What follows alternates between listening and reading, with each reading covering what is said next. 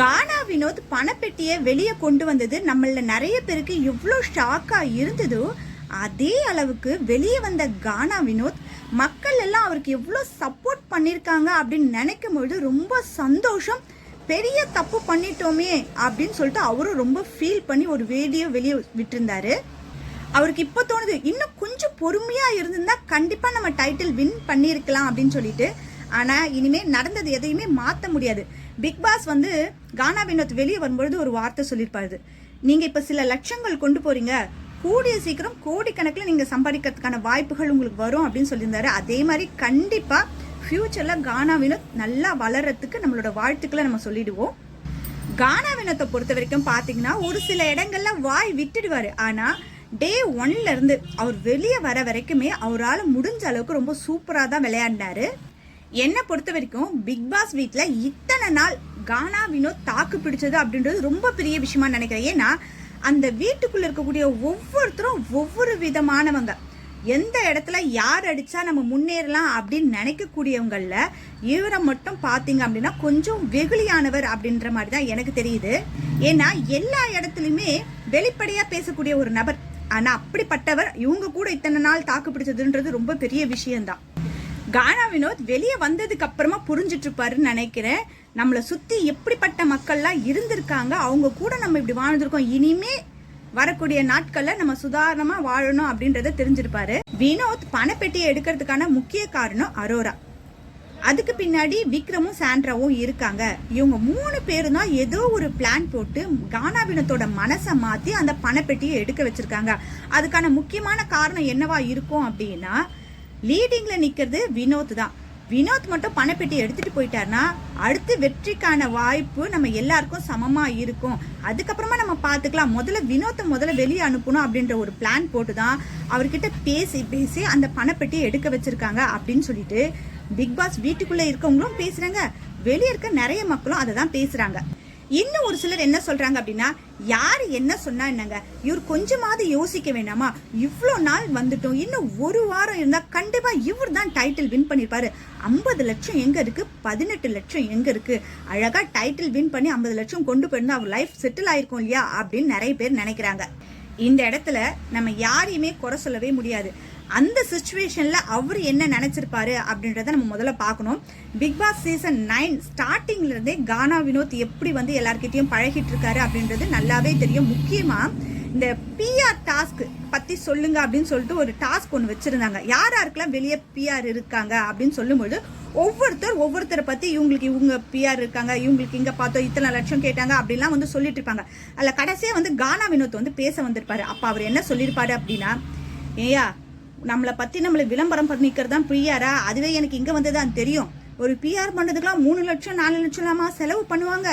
என் வீட்டில் என் பொண்டாட்டி இந்த 3 மாசத்துக்கு எப்படி வாடகை கொடுக்காம இருந்திருப்பானே எனக்கு தெரியாம இருந்தது. நான் இவ்வளவு கஷ்டத்துல இருக்க லட்சக்கணக்கில் கொடுத்து நான் பிஆர் பண்ணுவேனா அப்படின்னு ஒரு வார்த்தை சொல்லியிருந்தாரு. அப்பவே பிக் பாஸ் வீட்டில் இருக்கவங்களுக்கும் சரி வெளியே இருக்கவங்களுக்கும் வினோத்தோட குடும்ப சூழ்நிலை எப்படி இருக்கு அப்படின்றது நம்ம எல்லாருக்குமே தெரியும். இப்போ இந்த இடத்துல எல்லாருமே நோட் பண்ணிருப்பாங்க, அரோராவாக இருந்தா கூட. ஏன்னா அரோராவை பொறுத்த வரைக்கும் யாரு எந்தெந்த இடத்துல எது மாதிரி வார்த்தை விடுவாங்க அப்படின்றத நோட் பண்றதுல நம்ம ரொம்ப நாளாக இருக்கவங்க அரோரா தான்.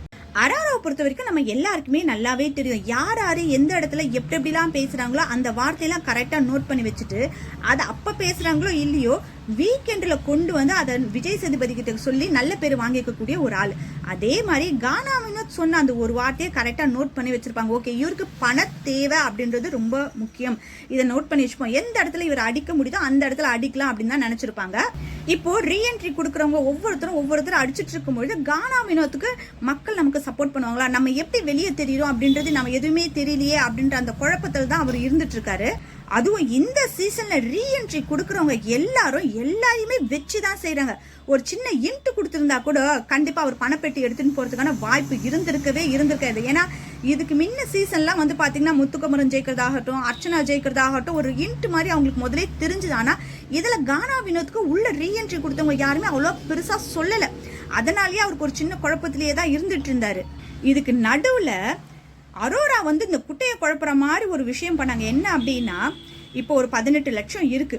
இப்போ இது நாள் வரைக்கும் நம்ம விளையாடிட்டு வந்திருக்கோம் அப்படின்னா இந்த 18 லட்சத்தையும் நம்ம எடுத்துட்டு போயிட்டோம்னா இன்னும் ஒரு 2 நாள்ல திரும்பி ரீஎன்ட்ரி கொடுப்போம். அப்போ அந்த சேலரியும் நமக்கு வந்துடும், இந்த 18 லட்சமும் நம்ம கைக்கு இருக்கும். ஆனா நம்ம 18 லட்சத்தையும் எடுக்காம விட்டுட்டு வேற யாரும் எடுத்துட்டு போயிட்டாங்க, இந்த வாரம் நம்ம எடிட் ஆயிட்டோம் அப்படின்னா நமக்கு எதுவுமே கிடைக்காதுன்னு சொல்லிட்டு அந்த இடத்துல வினோத்தோட மனசை முழுக்க முழுக்க மாத்திர மாதிரி பேசுனது அரோரா தான். ஆனா வினோத்தை எடுங்க அப்படின்னு சொல்ல மாட்டாங்க. அது மாதிரி பேசும்பொழுது கண்டிப்பா வினோத்தோட மனசு மாறும் அப்படின்றத அவங்க தெளிவா புரிஞ்சுதான் அந்த வார்த்தையை அவங்க பேசியிருக்காங்க. வினோத்தும் ஒன்னுத்துக்கு பல முறை கண்டிப்பா யோசனை பண்ணி பார்த்துப்பாரு. இப்ப அவருக்கான சம்பளம் அப்படின்றது கண்டிப்பா கிடைக்கும்.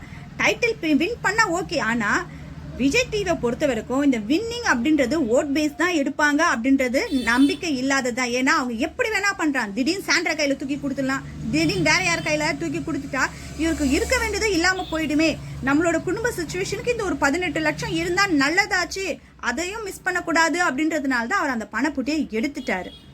ரீஎன்ட்ரி கொடுத்தவங்கள ஒரு 2 பேராவது கானா வினோத் கிட்ட நீங்க ரொம்ப நல்லா பண்ணிட்டு இருக்கீங்க அப்படின்னு சொல்லிட்டு நல்லா ஒரு மோட்டிவேட் பண்ற மாதிரி பேசியிருந்தா பரவாயில்ல. இந்த திவாகர் வந்து தேவையில்லாம பேசுறது, அதுவும் பிரவீன்ராஜ் வந்து ஃபர்ஸ்ட் கானா வினோத்தை தான் நல்லா அடிச்சு விட்டாரு. இதெல்லாம் பார்க்கும்போது அந்த இடத்துல அவர் குழம்பிட்டாரு. ஆனா விஜய் சேதுபதி ஒரு 2-3 இடத்துல வீக்கெண்ட்ல வந்து கானா வினோத்துக்கு சொல்லியிருப்பாரு, வினோத் உங்களுக்கான சிம்மாசனம் காத்துட்டு இருக்கு, அதை யாராலையும் மாற்ற முடியாது, அது உங்களுக்கு தான் அப்படின்னு சொல்லியிருப்பாரு. ஆனா அதை கானா வினோத் சரியா புரிஞ்சுக்கல அப்படின்னு தான் நான் நினைக்கிறேன். ஆனா வினோத் இதுல இருந்து ஒரு நல்ல பாடத்தை தெரிஞ்சிட்டு இருப்பாரு அப்படின்னு நான் நினைக்கிறேன். வினோத்துக்கு மட்டும் கிடையாது, பிக் பாஸ் பார்க்கக்கூடிய நமக்கும் தான். நம்மள நிறைய பேர் வந்து இதெல்லாம் என்ன நிகழ்ச்சி, பார்க்கறதுக்கே நல்லா இல்லை அப்படிலாம் நம்ம நிறைய விமர்சனங்கள்லாம் வச்சாலும் இந்த நிகழ்ச்சியில இருந்து ஒரு சில விஷயங்களை நம்ம தெரிஞ்சுக்கிறதுக்கு நிறைய இருக்கு. என்ன அப்படின்னு பாத்தீங்கன்னா, எந்த ஒரு நம்ம கிட்ட இருக்கக்கூடிய பலவீனமான விஷயத்தையும் பொதுவான இடத்துல ஷேர் பண்ணக்கூடாது அப்படின்ற ஒரு விஷயம் கானா வினோத்தை பொறுத்த வரைக்கும் நம்ம எல்லாருமே கண்டிப்பா தெரிஞ்சுக்கணும். ஏன்னா அவர் சொன்ன ஒரு விஷயத்த ஒரு ஆள் அது பிடிச்சிட்டு எந்த இடத்துல எடுத்துன்னு வந்து போட்டு இன்னைக்கு அவருக்கு கிடைக்க வேண்டிய வெற்றி வாய்ப்பை தடுத்தாங்க. இதே மாதிரி நம்ம லைஃப்ல நடக்கிறதுக்கான வாய்ப்புகள் நிறைய இருக்கு. அதனால இந்த விஷயத்துல நம்ம கவனமா இருக்கணும் அப்படின்றத நம்ம இதுல தெரிஞ்சுக்கணும்.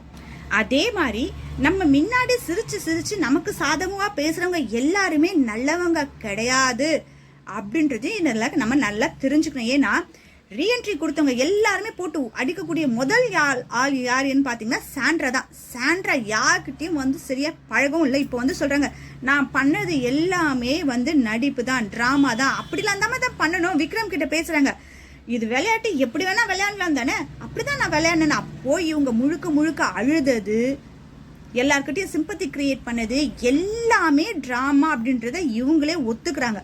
அப்போ இவங்களை என்னன்னு சொல்றது, இது மாதிரி ஆட்களும் நமக்குள்ள இருப்பாங்க அப்படின்றத நம்ம இதுல இருந்து நல்லா தெரிஞ்சுக்கணும்.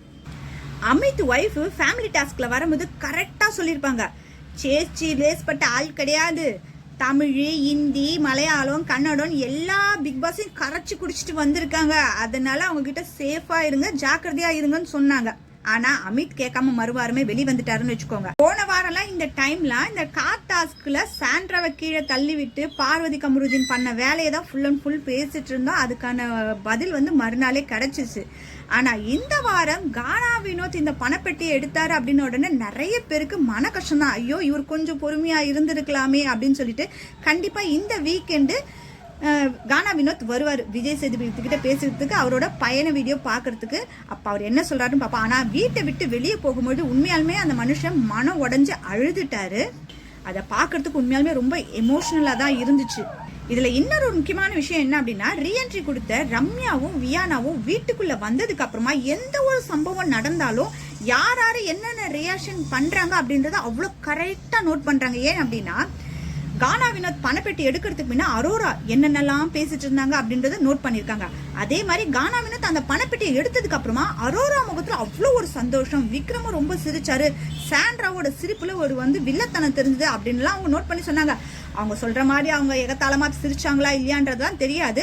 ஆனா கானா வினோத் பணப்பெட்டி எடுத்ததுக்கு அப்புறமா வீட்டுக்குள்ள இருந்த ஃபைனலிஸ்ட் எல்லாருக்குமே ஒரு சந்தோஷம் வந்திருக்கிறதுக்கான வாய்ப்புகள் இருக்கு. ஏன்னா இவர் தான் லீடிங்ல இருந்தார், லீடிங்ல இருக்க ஒருத்தர் வெளியே போயிட்டாரு அப்படின்ன உடனே அடுத்த வாய்ப்பு நமக்கு வரதுக்கான சான்ஸ் இருக்கு அப்படின்னு சந்தோஷம் தானே படுவாங்க. யாருக்குமே ஒரு விஷயம் நமக்கு வெற்றி கிடைக்குது அப்படின்னா சந்தோஷப்பட. இப்போ அரோரா, விக்ரம், சாண்ட்ரா இடத்துல வியானா, ரம்யா, பிரவீன் இவங்க 3 பேர் இருக்காங்க.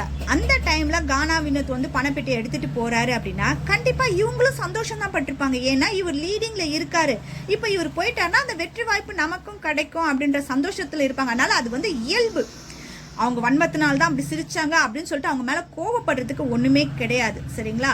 அரோரா பேசுனதுல கண்டிப்பாக வினோத் மாறதுக்கான வாய்ப்பு இருந்துச்சு தான். ஏன்னா அவர் வெளியே வந்து சொல்லியிருக்காரு, நான் கொஞ்சம் யோசனை பண்ணியிருந்தா நான் இது எடுத்துகிட்டு வந்திருக்க மாட்டேன், நான் தப்பு தான் பண்ணிட்டேன், சாரி, எனக்காக நீங்கள் இத்தனை பேர் என் மேலே இவ்வளோ அன்பு காட்டுவீங்க அப்படின்றது எனக்கு தெரியாமல் போச்சு அப்படின்னு அவர் சொல்லும் பொழுதே கண்டிப்பாக அந்த இடத்துல அவர் ஏதோ பேச்சை கேட்டதுனால தான் அந்த பணத்தை எடுத்துகிட்டு வந்திருப்பாரு அப்படின்றது ரொம்ப கிளியராகவே தெரியுது. உண்மையாலுமே இந்த சீசன் ரொம்ப கொஞ்சம் நல்லா போனதுக்கு காரணம் யார் அப்படின்னு பார்த்தீங்கன்னா கானா வினோத் தான் நான் சொல்லுவேன். ஏன்னா ஒரு சில இடத்துல அந்த கவுண்டர் போடுறது அப்படின்றது பார்த்தீங்களா, அதெல்லாம் கரெக்டாகவே பண்ணுவார். இப்போ ரீஎன்ட்ரி கொடுத்ததுக்கு அப்புறமா திவாகர் பண்ணக்கூடிய ஒவ்வொரு விஷயத்துக்கும் கரெக்டான இடத்துல கவுண்டர் கொடுத்தாரு. ஒரு சில இடத்துங்கள அவர் தேவையில்லாமல் வாய் விட்டார் தான், இருந்தாலும் அவர் கொடுக்கக்கூடிய கவுண்டர்லாம் பார்க்க ரொம்ப நல்லா இருந்து. அதில் முக்கியமாக வந்து பார்த்தீங்கன்னா திவ்யா பக்கத்தில் உட்காந்து இந்த காம்பினேஷன் எப்படி இருக்குது அப்படின்னு கேட்ட உடனே அந்த இடத்துல கானா வினோத் சொல்லுவார், பாலில் ஈ உந்த மாதிரி இது அப்படின்னு. அது உண்மையாலே ரொம்ப நல்லா இருந்தது கேட்க. பிக் பாஸ் பேசும்போதும் ஒரு சில இடங்களில் கவுண்டர் கொடுத்துப்பாரு. இப்போ நேற்று நடந்த அந்த டாஸ்கில் வந்து பார்த்தீங்கன்னா நீங்கள் இந்த பிக் பாஸ் வீட்டில் எந்தெந்த இடத்துலலாம் நீங்கள் வந்து கஷ்டப்பட்டுருக்கீங்க அப்படின்றத புலம்பணும், நீங்கள் புலம்புறதுக்கு காசு, நீங்கள் புலங்காமல் இருக்கிறதுக்கு வந்து பாவக்காய் ஜூஸு அப்படின்னு சொல்லியிருப்பாரு. அந்த இடத்துல வந்து பார்த்தீங்கன்னா கானா வினோத் ஜெயிச்ச பணத்தை வந்து சொல்லிடுவார். ஒவ்வொரு கட்லேயும் வந்து 5000 ஏதோ சொல்லியிருப்பார். அதை வந்து கானா வினோத் தின்னுருப்பாரு. அப்போ பிக் பாஸ் கேட்டிருப்பாரு, ஏன் நம்பிக்கை இல்லையானா கூட அந்த இடத்துல கவுண்டர் கொடுத்துருப்பாரு. அதெல்லாம் வந்து பார்க்கறதுக்கு உண்மையாலே ரொம்ப நல்லா இருந்தது இந்த சீசனை பொறுத்த வரைக்கும். போன வாரம் எத்தனை பேர் பார்வதி கமருதனுக்கு எதிராக பேசினாங்களோ, இந்த வாரம் நிறைய பேர் கானா வினோத் பணப்பெட்டி எடுத்துகிட்டு போனதில் எங்களுக்கு மன வருத்தம் அதிகமாக இருக்குது அப்படின்னு சொன்னவங்க தான் நிறைய பேர் வீடியோ எடுத்து போட்டதுலையே. இந்த வாரம் கானா வினோத் வெளியே போனதுக்கு அப்புறமா 5 பேர் இருக்காங்க. இந்த வாரம் வீட்டை விட்டு யார் வெளியே போவா? இந்த வாரம் சாண்ட்ரா வெளியே போகலை அப்படின்னா கண்டிப்பாக விஜய் டிவி அந்த கப்பை தூக்கி அவங்க கையில் கொடுக்கறதுக்கான வாய்ப்பு நிறைய இருக்குன்னு தான் நான் நினைக்கிறேன். அப்படி இல்லாமல் கரெக்டாக ஓட் பேஸில் சாண்ட்ரா வெளியே போயிட்டாங்க அப்படின்னா கண்டிப்பாக சபரி ஜெயிக்கிறதுக்கான வாய்ப்பு இருக்குது, இல்லைன்னா திவ்யா ஜெயிக்கிறதுக்கான வாய்ப்பு இருக்குது. இவங்க 2 பேர் தான் ஃபஸ்ட்டு செகண்டில் மாற்றி மாற்றி வரதுக்கான வாய்ப்பு இருக்கிறதா நான் நினைக்கிறேன். நீங்கள் என்ன நினைக்கிறீங்க அப்படின்றத கமெண்ட்டில் சொல்லுங்கள். ஆனால் நம்ம நினைக்கிறதெல்லாம் விட்டு அரோரா கையை தூக்கி ஜெயிச்சிட்டாரு அப்படின்னு சொல்லிட்டாருன்னா வேறு ஒன்றும் நம்ம பண்ணுறதுக்கு கிடையாது. ஆனால் இந்த 5 பேரில் யார் ஜெயித்தாலும் அது கானா வினோத் விட்டு கொடுத்துட்டு போனதுனால தான் இவங்க ஜெயிச்சாங்க அப்படின்றத கன்ஃபார்மாக சொல்லலாம். எனக்கு பிக் பாஸில் கானா வினோத்தை பார்க்கறதுக்கு முன்னே அவரை பற்றி எந்த ஒரு தகவலுமே எனக்கு தெரியாது. அவர் பிக் பாஸ் வீட்டுக்குள்ளே வந்ததுக்கு அப்புறமா அவர் பண்ணக்கூடிய கவுண்டர்லாம் பார்க்கும்போது அவர் யார் என்ன அப்படின்ற ஒரு விஷயம்லாம் சர்ச் பண்ணும்போது அவர் வந்து இது மாதிரி பாடல்கள்லாம் பாடியிருக்காரு அப்படின்ற விஷயம்லாம் எனக்கு தெரியும். அவருக்கு இவ்வளோ ரசிகர்களும் இருக்காங்க. இப்போ அவர் பணப்பெட்டி எடுத்துகிட்டு போனதுக்கப்புறம் நிறைய பேர் இவ்வளோ கோவப்படுறாங்க. ஒரு விஷயம் யோசனை பண்ணி பாருங்கள், ஃபேமிலி டாஸ்கில் பாக்கி அவங்களோட மனைவி வந்து அப்போவே ஒரு சில விஷயங்களாக கண்டிச்சுட்டு போனாங்க. ஆனால் இன்றைக்கி இவர் பணப்பெட்டி எடுத்துகிட்டு போனதுக்கப்புறமா அவங்க வீட்டில் அவங்களோட ரியாக்ஷன் எப்படி இருந்திருக்கும் அப்படின்னு சொல்லிட்டு கண்டிப்பாக அவரோட நல்ல மனசுக்கு இனிமேல் அவருக்கு நிறைய வாய்ப்புகள் வரும். இனிமேல் அவரோட கானா பாடல்களை நம்ம நிறைய கேட்போம் அப்படின்னு நான் நினைக்கிறேன். இன்னும் ஒரு வாரம் தான் இருக்குது. இந்த ஒரு வாரத்தில் இன்னும் என்னென்ன மாற்றங்கள்லாம் வரப்போகுது அப்படின்றத நம்ம பொறுத்திருந்து பார்ப்போம்.